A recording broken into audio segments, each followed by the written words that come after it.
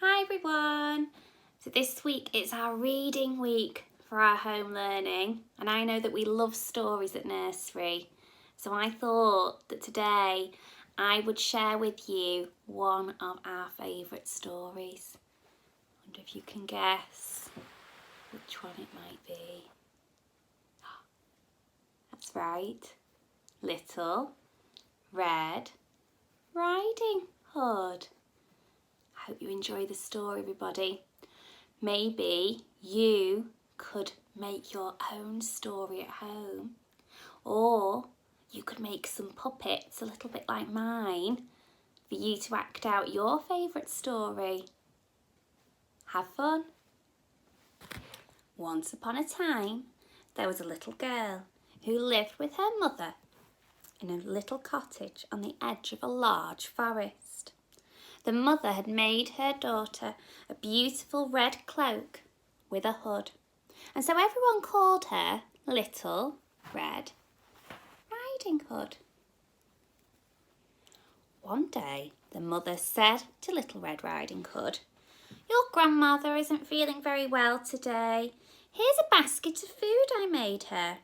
Can you take it to her? Stay on the path and make sure you do not talk to any strangers." Little Red Riding Hood was a very good little girl who always did as she was told. "Of course I will, Mummy. Goodbye," she said. Little Red Riding Hood set off. She had done the journey many times before, and it was a lovely sunny day. Little Red Riding Hood was singing to herself as she walked along the path. La la la la la. She did not see a big grey wolf hiding and watching her from behind a tree. Suddenly, the big grey wolf jumped out in front of her. Little Red Riding Hood was very frightened, but the wolf smiled at her, so she felt better. "Where are you going, little girl?" asked the big grey wolf. "I'm going to see my grandmother because she's not very well, and I'm taking her a basket of food," said Little Red Riding Hood, but she was feeling a bit frightened. "Why don't you pick her some of these beautiful flowers? I'm sure that they would cheer her up," said the big grey wolf. Little Red Riding Hood thought that this was a good idea. She knew that her grandmother loved flowers, so she began to pick some, and she did not notice the wolf sneak away in the direction towards her grandmother's cottage.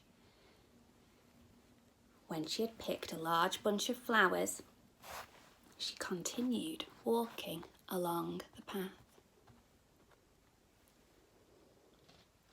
The big grey wolf soon found grandmother's cottage, and through the window he could see her sitting up in bed. He knocked on the door.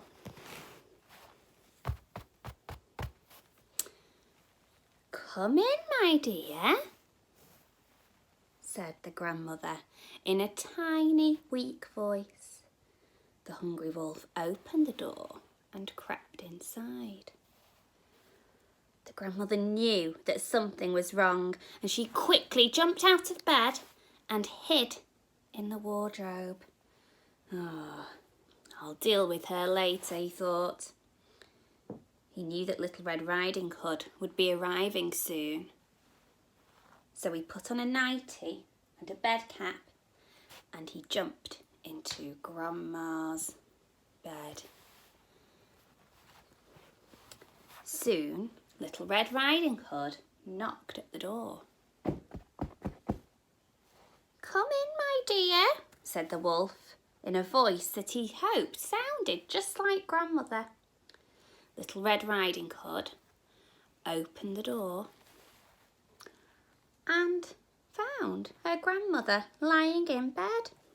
"I've brought you some wonderful food and some flowers, Grandma," said Little Red Riding Hood.